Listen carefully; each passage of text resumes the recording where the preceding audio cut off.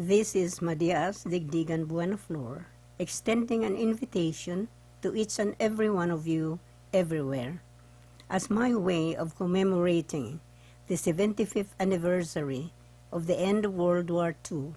I will read and serialize my novel, The Blood of Three, starting on Tuesday, August 27, and continuing episodes on Tuesdays and Thursdays. Follow the drama on my YouTube channel. May we forever exhale and inhale love and peace.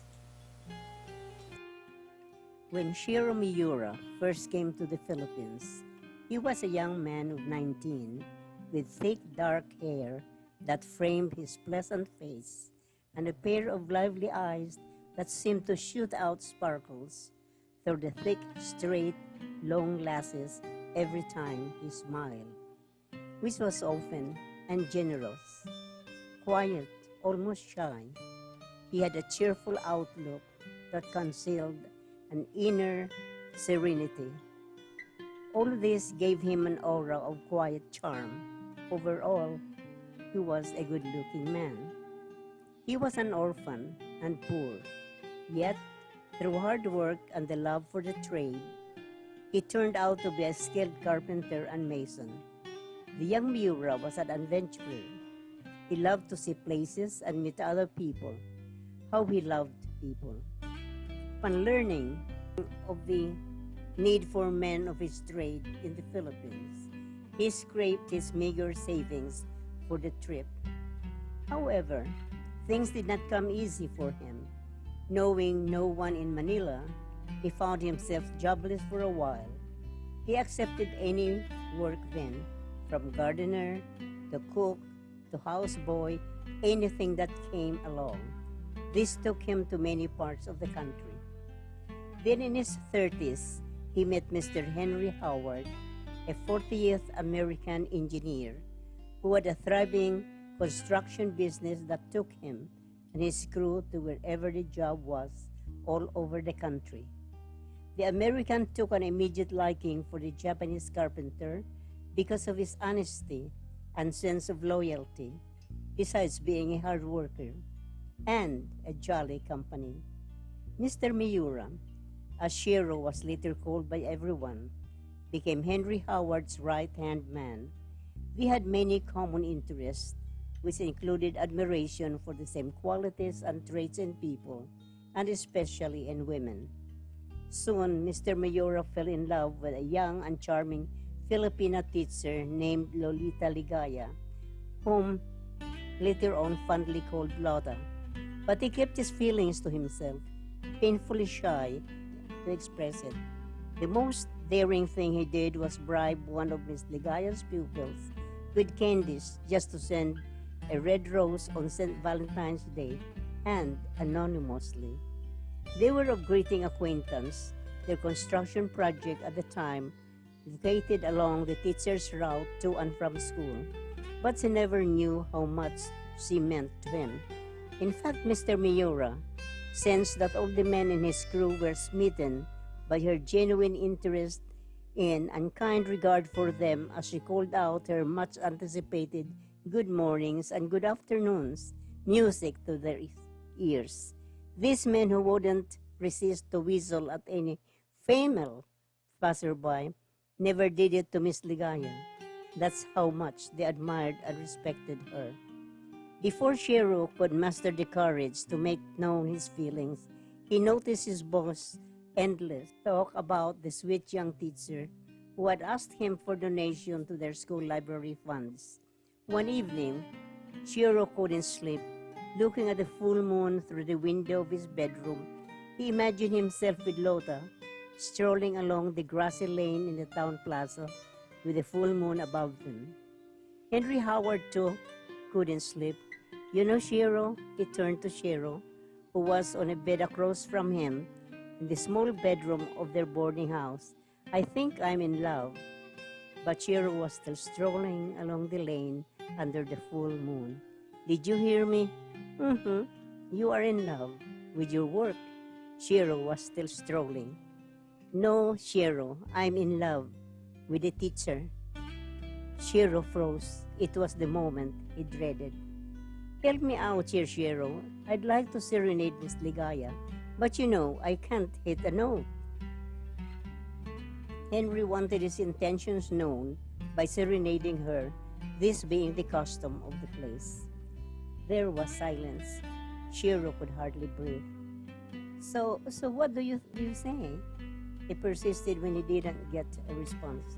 Without turning to Henry, for fear his friend might see the image now indelibly imprinted in his mind, Shiro mumbled, "Have I ever refused you, my friend?" Henry jumped out of bed. "You'll do it."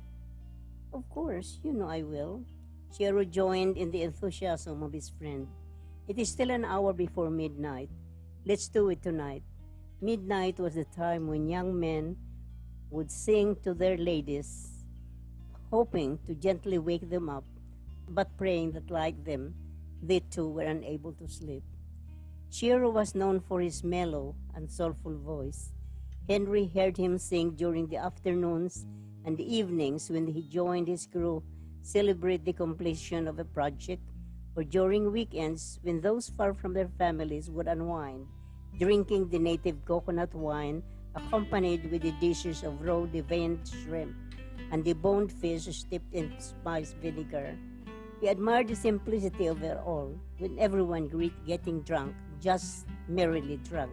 There would be boisterous laughter and singing and dancing among themselves.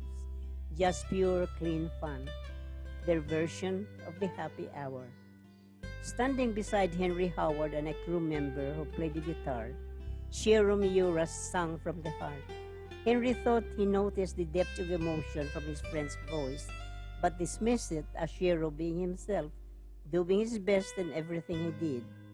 The song floated through the night, carrying the plea of a heart aching for the love of his life. Soon the window creaked open, and a kerosene lantern lit the serenade's eager faces. Miss Ligaya gave Henry Howard a demure acknowledgement and a quick glance at Shiro, who touched heaven when she smiled at him. After the last song was sung, the goodbye said, and the window closed, Henry patted his friend, placed his arm around his two friends, and together the three went home. They did very well. After a few months, Henry Howard and Lolita Ligaya were married, with Shiro Miura as the best man. He prayed for their happiness. That day Shiro buried his lost love in the deepest recesses of his being and sealed it, never to be reopened, ever again. The couple invited Shiro to stay with them on the first floor of their newly constructed home. Again, Shiro accepted. It was an agony he was willing to bear just to feel her daily presence. A year passed swiftly, and the Howards were blessed with a beautiful daughter they named Joy Bell. She was indeed a joy to those around her.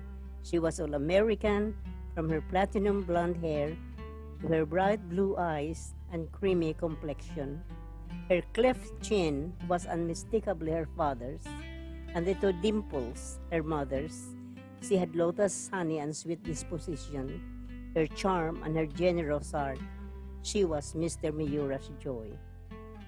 When Joy Bell was baptized, the Howards offered Mr. Miura the honor to be Joy Bell's godfather, the sole godfather. With Mr. Howard's position in town, Joy Bell could have had a couple or more, even a dozen godfathers, as was a practice at the time. But the Howards decided the honor was for Mr. Miura alone, and he deserved it. Watching Mr. Miura and Joy Bell was like watching a doting father with a beloved daughter. He pampered her, even boiled water for her bath, his own version of the Japanese hot bath. The sight was a pleasure for the Howards, who felt safe leaving their daughters with him whenever they went out. From the three of them, Joy Bell had all the love she needed. The Howards, too, were a refreshing couple to behold. Many of their friends wished they, too, had the Howards kind of relationship. He was a devoted father and a thoughtful, loving, and deeply caring husband as much as Lota was a wife to him. Lota felt blessed for having a husband who adored her and valued her opinion. She felt a sadness for her friends who she thought were shortchanged in their marriage, who were there mainly to serve and to bear their husbands' children. At an era when most marriages were arranged or when courtship, a period for knowing each other, was chaperoned and closely watched by the entire neighborhood, where even a kiss or a hint of intimacy was considered immoral and a reason for rush to marriage, where being a spinster was frowned upon and became a subject of ridicule, Lota felt truly grateful to be where she was. Their own courtship allowed them to see each other in various situations and how they reacted to this, really knowing their respective values and beliefs, and enabled them without pressure to mutually agree that they had a viable relationship and the love to commit themselves to marriage. She was glad she took her time and waited for the man she could love and respect. To her, marriage was not a requirement, but a choice, and she chose well. One particular morning, while Shiro waited for Henry to go to work, he noticed him to linger longer than usual, lifting Joybell, swinging her around, tickling each other until they bent over from laughter. He kissed her and kissed her again and again, perhaps a dozen times. Lota, sweetheart, remember to pick up the prettiest dress for our baby when you go shopping today. Only the best for this angel. He raised her daughter above his head. Sky's the limit? Lot hissed. No limit for our princess. He playfully pinched Joybell's cheek, and don't forget her favorite chocolate. I wouldn't dare, she kissed her husband. Once again, Henry kissed Joybell and rubbed his nose against her cheek, and she did the same to him. He hugged her tightly, and she clung to him, hesitant to let go. The scene was moving, but the look in Henry's eyes seemed much stranger to Shiro, but he dismissed it as one of those father-daughter rare moments. He should have loved to capture it in print, tuck it away, and reminisce with it later. That afternoon, Shiro came home running, panting, catching his breath. Loda, come, take along Joybell. I know, Shiro. Henry must be planning to work overtime. Loda matter-of-factly answered, now accustomed to her husband's habit of asking for Joybell whenever he could not go home before Joybell's bedtime. No, there's no overtime, but please hurry. He tried desperately not to appear frantic. There was no further conversation as he drove them, taking another route than the one that led to the construction site.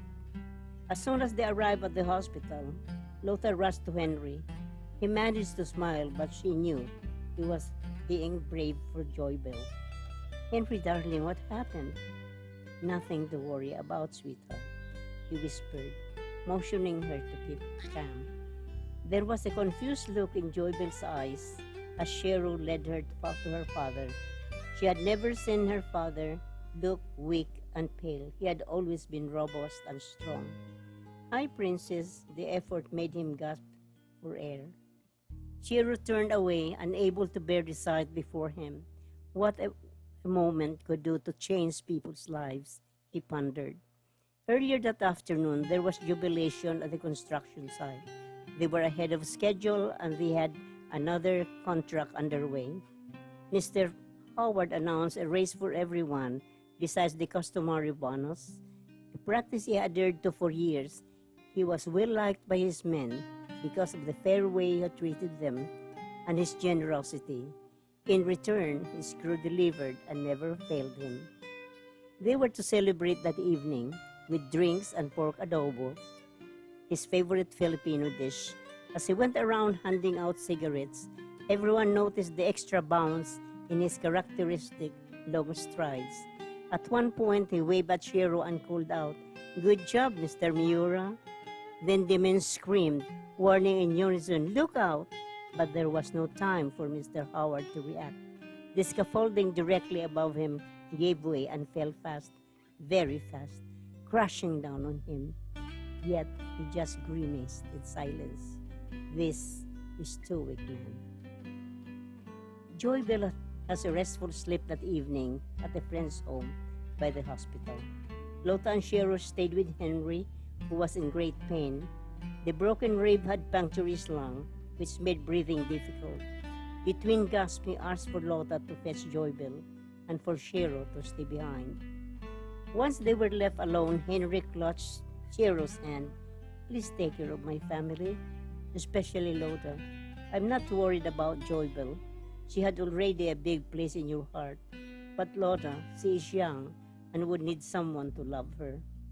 Shero turned pale. Did he give himself away with the way he felt for Lota? He swore he was very discreet. Come on, Shero. No need to be embarrassed. You always admire the same qualities in women. No guilt trip, my friend. No apologies necessary. I know you love her as much as I do, and I thank you for that and for your friendship. He was sweating profusely. Shero nodded silently and pressed his friend's hand. He gently wiped Henry's face, now drenched with tears and perspiration. Weak as he was, Henry managed to hold back more tears that have welled in his eyes once he heard the slow opening of the door and the light, tiny footsteps. He had not cried in Joybell's presence. He was a jolly fellow. That was how her daughter knew him. Daddy, Joybell often said whenever her father let out his hearty chuckles. You sound like that old fellow with big tummy and big blue eyes. The fellow who came to put dolls in my stocking every Christmas. Tonight, Joybell, unaware of what was happening, once again broke the silence. I miss your laugh, Daddy, the one that sounded like Santa Claus. And so, even in the hour of pain, Henry tried to laugh. To Lota, it was painfully different, but to Joybell, it was the same full, loud laughter. Look at my new dress, Daddy. Mommy bought this today. Isn't it pretty? Yes, darling. I'll wear this on my birthday, she proudly pirouetted, her plump hands holding wide hem of her pink pleated bouffant dress. Her father nodded approvingly and gave her a huge smile. Oh, Daddy, you are the most wonderful daddy in the whole wide world. She showered him with kisses. I promise you'll have the biggest slice of my birthday cake, and to show you that I'm a big girl now, I'll put out the candles with just one blow. You and Mommy don't have to help me. That's my girl, Henry whispered, and reached for her. Joybell hugged him. And you're my dearest Daddy. Yes, you are a big girl now and will grow up just like your mommy. Very beautiful and kind. His eyes clouded. That Sunday was to be Joybell's third birthday. Henry Howard's eyes longed for Lota, and sensing this, Lota moved closer to him. He cupped her face between his two cold palms and kissed her lips ever so gently. I love you, sweetheart, very much. Thank you for your love. Thank you for enriching my life. It was all he managed to whisper, but his eyes wanted to say more. Lota had to choke back the surge of emotion that quivered inside her. Joybell did not fully understand her mother's pain, for she broke the cold stillness in the room and blurted out with childlike enthusiasm, Daddy, promise you'll be home on my birthday. Cross your heart and hope to die, okay? Okay, I'll be home, my princess. There was a tight embrace, and he reached out for Joybell's face. Then Henry Howard's arms dropped limply. Lota closed her eyes to force back the tears and everything within her screaming for release. She remained strong in the presence of their daughter. Mr. Miura knelt and made the sign of the cross. Seeing him, Joybell did the same, then softly kissed her daddy good night. She hushed Mr. Miura, putting a tiny finger across her lips. Don't make any noise, Daddy is asleep. Mr. Miura took her hand and walked her out of the room. She, not knowing that that was her last talk with her dear daddy. In this cycle of life, the moment must come when people have to part from those they love. To the Howards, the moment came too soon, for Mr. Henry Howard had passed.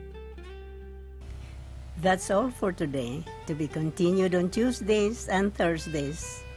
May we all forever exhale and inhale love and peace. Thanks for being with me today. I hope you will inspire me with a like, share, and subscribe.